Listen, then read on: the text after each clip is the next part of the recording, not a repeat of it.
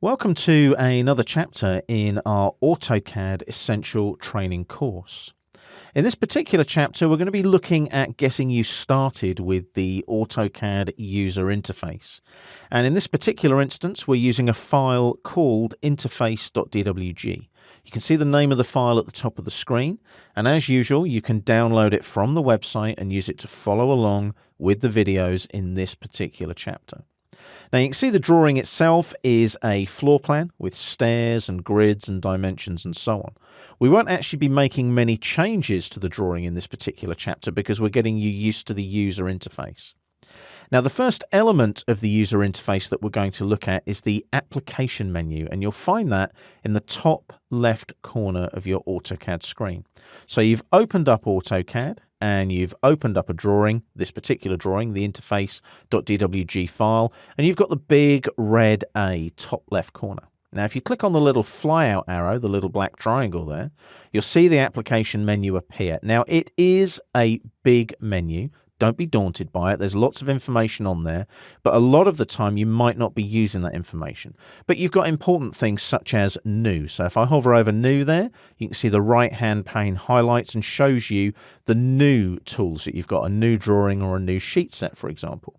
We've also got open, we've got save as, import, export, and then we start moving into publishing and printing, like so, and you've even got drawing utilities where you can work with the utilities to refine your drawing file, your DWG file.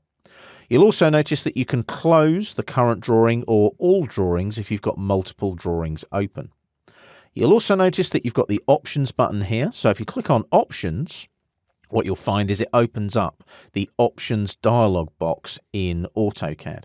Now there's a lot of information here and we'll cover that later on in the course, but the options are basically all of your AutoCAD settings that you use on a day-to-day basis when you're working with AutoCAD. I'll just click on cancel there so that no changes are made to the options. I'll go back up to the application menu and click on the flyout once more. Now you'll notice there's two icons here where we've got recent documents or open documents. If I click on open documents there, you'll notice there's our interface.dwg. If I go back to recent documents, there's all the files I've opened recently using AutoCAD. At the top here, I can search for anything I want to. It'll go and search AutoCAD. If I type in line, for example, like that, it goes and finds all the incidences of the word line. So it goes to the help screens and looks for all the different incidences of that word line. You can see there's a lot of them, especially in the help screens in AutoCAD. I'll just delete that now. And that takes me back, you'll notice, back to the application menu. Now, when I'm looking at my recent documents, I've got ordered list. I can do it by access date when the drawings were accessed, by file size or file type if I need to as well. You'll also notice when I click away from it, it disappears and it takes me into that introduction drawing that I clicked on, you'll notice. So I've now got the introduction drawing open that I used previously in the introduction to the course.